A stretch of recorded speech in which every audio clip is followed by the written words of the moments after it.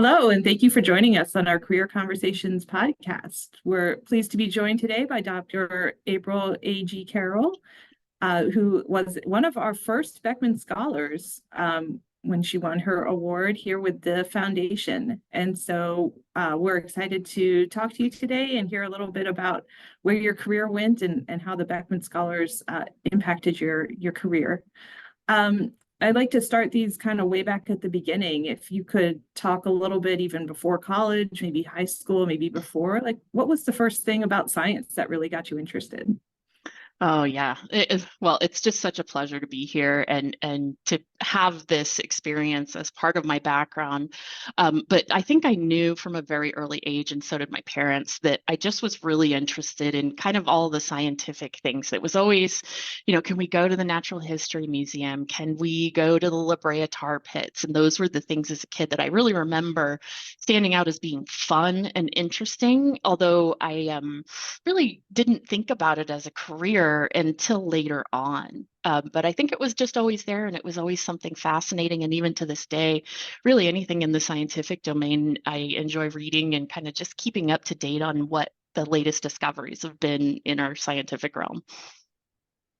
So when you went to college then, were you a major? What were you thinking at that point? Yeah, well, so college was probably the best time of my life, and maybe not for the reasons that undergraduate students always often state that, the great cultural experience and the immersions. I went to commuter school, and I was very focused on the academics, and I just really loved the process of learning as an undergraduate. I still to this day haven't found anything that I'm as good at or that I like as much as being an undergraduate student. And so everything that I tried, I really enjoyed. And so I tried a bunch of different majors. Thank goodness my parents were very patient with that. As long as I was getting good grades, they were supportive. They gave me a hard time and teased me a little bit about it. But I finally found science when I had this great mentor professor. His name was Dr. Smith. I don't recall his first name, and he was close to retirement at the time. But he was really just absolutely pivotal to my moving into science as a career because nobody had really helped me to see a path for myself in a particular direction. And that was really that first strong mentor to say, you are exceptional at this. You should consider making it a career. And somebody just, being so bold and so encouraging, but so tough at the same time, just really kind of lit my fire and made me want to go after these big challenges. Was he your Beckman Scholar mentor or He was someone he was just in the not, but he department? Okay. he was not, but he wrote my reference letters, and he also said, "You need to go apply for this program." So you did.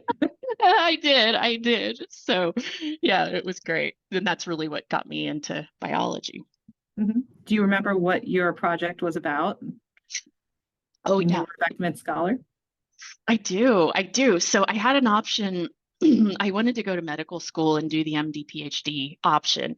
I knew I wanted to do research, but I was, really not not in a cliche way. I really did and still do want to have really impactful work that helps humanity for the better. And so that's why I love my job so much now as an agriculture scientist. I get to impact all of humanity, where in medicine and things like that, I had kind of a narrow focus. But so I was going through the med school process, and it all just kind of started to click when I started working on plants, on ultraviolet light, and looking at how plants can actually get a little suntan like humans do. They build up some purple pigments in their leaves and their above ground tissue to actually help combat UV light stress. And at the time, the hole in the ozone layer was an imminent threat to Mhm. agriculture. And so trying to find genetic mechanisms to be able to compensate for that was a really impactful project. So although I didn't see myself as a plant scientist, I saw myself as learning molecular biology to advance my medical career. It actually clicked for me so well, and I, started to work through my Beckman advisors network, found wonderful opportunities for graduate advisors in the same field, and just again another pivotal mentor who wasn't as tough as Dr. Smith, but did present even bigger challenges. And so that was Dr. Rodrigo Lois from Cal State Fullerton as well. Yeah. So you went straight from undergrad into a grad program based on the research that you had started as a scholar then. So you were able to carry it forward? I was. So it was similar research. So I started in the undergraduate. I wrote an undergraduate thesis, which I won a research poster award at a conference that I got to go to because of the Beckman Scholars experience. And I was so intimidated. And I remember one of the co-advisors for the program, we were going down to San Diego to the cell biology meeting. And in the car, he was saying to everyone, repeat after me, I am a cell biologist. I am a cell biologist. And, I'm not an imposter. I'm not just playing one on TV. I'm going and I'm presenting my research. And so that shift also of seeing myself in that light as a professional researcher was also really just a big flip that the program provided for me. So mentors. And I try to pass that along to mentees now too. So how did you pick your Beckman Scholars mentor then? How did you get connected? Since it's not Dr. Smith, right? It's a funny story. So Dr. Smith was just a teaching faculty. I would have loved to have worked with him, but like I said, he was very close to retirement. And so he wasn't doing research anymore. And so I actually had two options. I could go from Fullerton to Pomona and work at Cal Poly and work in a cystic fibrosis lab, which was more along the lines of my goals at the time for medical school. But I didn't really gel with the people in the lab. And I was going to be doing just kind of the menial tasks around the lab of kind of taking care of the experimental subjects, which in that case, the model system was mice. So kind of tattooing them and, those kinds of things. And I would be working with a postdoc who would be doing most of the research. So I would be kind of an assistant, where working at my own institution, and working with Dr. Lois and with his students in the lab, even though they were only master's students, everybody got their own project. And I decided that working with plants, and Dr. Lois and the other advisors were, very encouraging to say, you can do molecular biology in plants. In some ways, it's a lot easier, and you can make bigger strides in a system that, that you can make a lot of crosses and very fast generation time and all those things. And that was incredibly appealing. And it turned out, yes, absolutely, all of those things are true. And that's why I decided to make a career out of plant biology. No scientific review boards. No, I barely even know what that is. Right, exactly. Yeah. So it's great that got you started. You went to grad school. Where did you go from graduate school?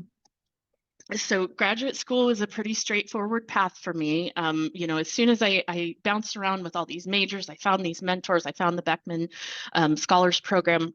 And then at graduate school, I wanted to get fundamental training, but I knew that I wanted to work in biotechnology. So I wanted my vision, again, at that time, was to find a way to help crops use nutrients more efficiently. So some crops like beans and the legume family can actually take nitrogen from the air in these little nodules that hold bacteria in their roots, and they pull the nitrogen out of the air. The bacteria do what's called nitrogen fixation, and then the plant has this built-in nitrogen source with this symbiotic relationship.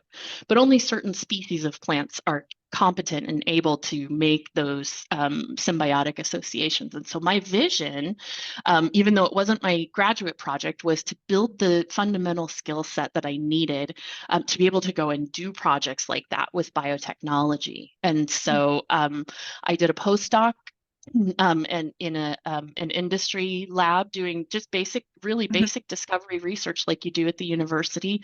There's lots of opportunities like that in kind of the fundamental research. And then I actually moved into more applied research over the last few years, and I found that really rewarding also. So can you just talk a little bit about that step from graduate school to doing an industry postdoc? Like, how do you find that opportunity? What kind of mentor structure do you need to start working in industry and kind of fit in an industry lab? And what's the difference? Yeah. Oh, it's a great question, and it's incredibly hard. And I get this question a lot when I work with students, because your network of faculty at the university probably don't have a big network in industry, and it's just kind of the nature of the type of research that's done in industry. You do have a big network. You have a lot of freedom to be able to do different kinds of science, but a lot of times that network is internal within, in my case, a very large company, 100,000 people, that worldwide. So the networks do tend to be a little different. So as a student, though, the best thing that you can do is internships. And now for graduate students, many PIs are going to say absolutely not. You need to be working on your project You're during full time. Yeah. You're full time. Yeah. But I think where I see students transitioning better into industry is that there's not a lot that academia, other than, like I said, the fundamentals, can do to prep you for what an industry science job actually looks like. The best thing to do is actually start to build your track record through experience. So if you can find an internship, find opportunities to just work in a setting, even if it's at a startup locally, there's all kinds of things if you get creative. And there's also maybe a little bit more formality there if you can find a researcher that has an active collaboration with a company. So either with, a biomedical company or a chemical company or any area of research, particularly in data, happens all the time. So then you can become a part of a lab that already has those connections established. And then those people become your in your network. So that's really the power of that. But it is hard. Yeah. Do you see those as increasing now that you're on the industry side? So do you see industry interacting much more with academia over the past couple of years? Yeah, I think we've gotten so much better about recruiting, and largely through nonprofit foundations, actually, of setting up these collaborations and funding student opportunities going into, say, an industry collaboration. Public-private partnerships are a really hot kind of area of funding from different institutions. So I think the opportunities are there, but you have to be bold, and you have to really kind of interview your PIs and find out, what they're working on, which companies they're working with. But I think the opportunities are definitely there, especially if you can work with your PI to do an internship that could then become a chapter in your PhD, if they have collaborations already active. No, that's a good point. Just incorporate it into what you're doing as a PhD student. Yep, exactly. Yeah. So did you start at a smaller startup, or did you start at a larger company? No, so I started at what's now Corteva, which is a big agriculture company. I had a wonderful experience. And again, kind of like my undergrad, I tried a lot of different things. And I think that's my biggest career lesson that I try to convey to junior scientists, mentees, students, that I never really figured out what I wanted to be when I grow up. I just tried a lot of things and found the next right thing that just felt really right in the moment, that had a good outlook for, a few years. And that's really guided me. But I think even still, I keep a running list of things that I don't like to do career-wise, of things that even in that journey of self-discovery, I'm, 20 plus years in my career, and I have a running list that I keep and I show to my mentees all the time, to say, I just recently learned that I don't want to manage a big operations group, even a research operations group. I want to manage a small, very focused team.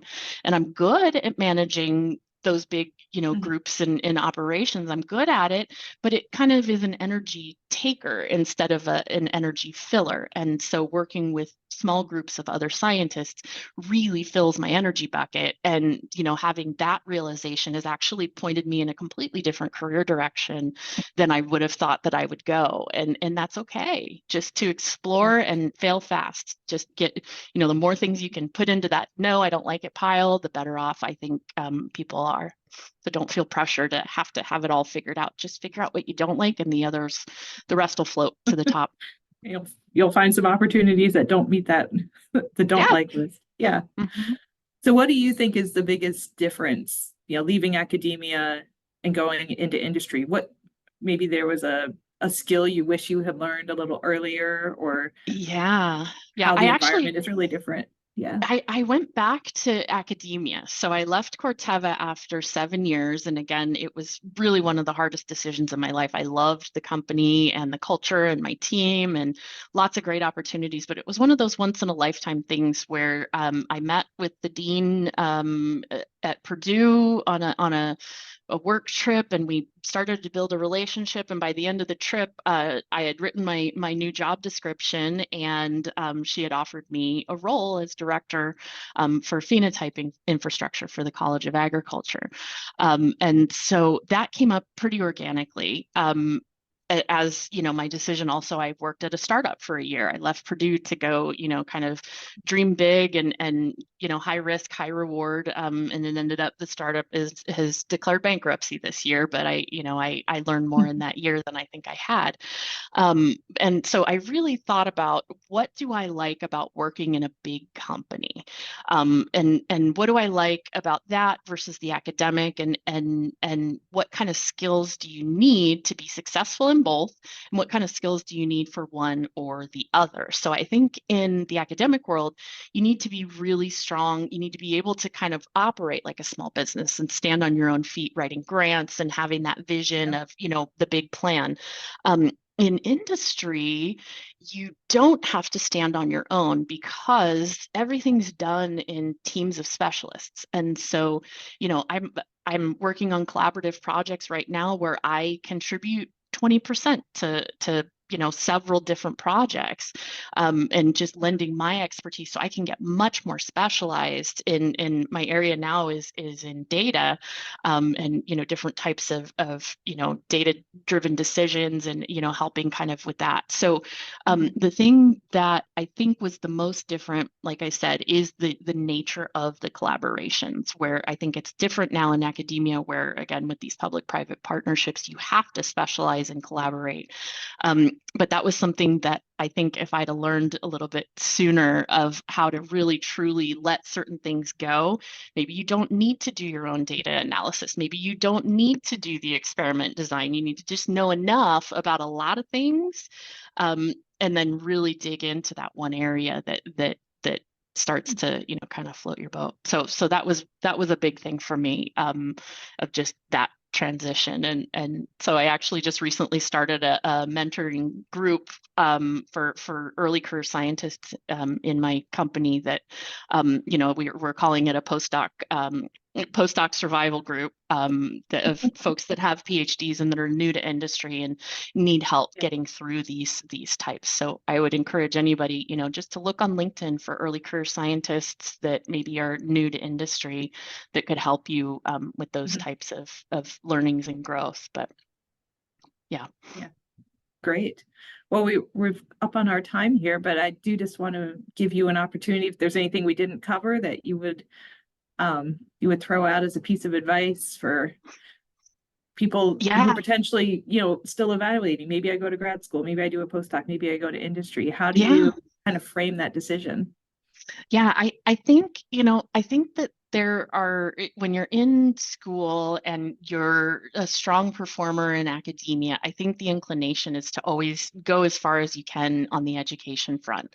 But what I've seen with some people that are coming into industry with, a higher education background, postgraduate, is that a lot of them really just want to work at the bench and they don't want to manage a big group. And so again, in industry or in academia, you're going to be managing a lab, or you're going to be managing a group of other scientists eventually once you get your career established. And so if you're the type that really just wants to be out in the field collecting notes or working with patients, or doing that discovery work at the bench, there are opportunities, but I think they're fewer and fewer the further you go along in your education. And so considering going right into industry after you get your bachelor's degree, or maybe going and getting a master's degree, there are wonderful careers. I mean, that are lucrative. You can afford to have a family and vacation and all the great benefits for researchers with Right. a bachelor's degree. And I think I didn't even consider that. I thought I had to go all the way. I think it was a fit for me because I do want to be managing that type of research, but I would encourage people, don't feel like you have to do that, that there's nothing, it's not less, it's not, it's completely worthwhile. There's a ton of job security. There's just Yeah. really a lot of value for an experienced technical person in a company or in a university. Yeah. No, that's great. Great for people to think about their options and consider it carefully. Yeah, Because it is a lot of time. it is. It is. PhD is a lot of time. Mhm. Well, thank you so much for joining us. Really appreciated hearing your thoughts and your journey and sharing with the rest of our awardee pool. So thank you. Oh, you're welcome. I appreciate you so very much. I'm here today because of the Beckman Foundation. I would not have been able to do this. I'd be an optometrist or something else, probably very happy, Yeah. but Noble profession as well. not We all feeling do. like I'm making the difference that I do feeding the world. So Yeah, it's really, thank you. great. Thank you so much.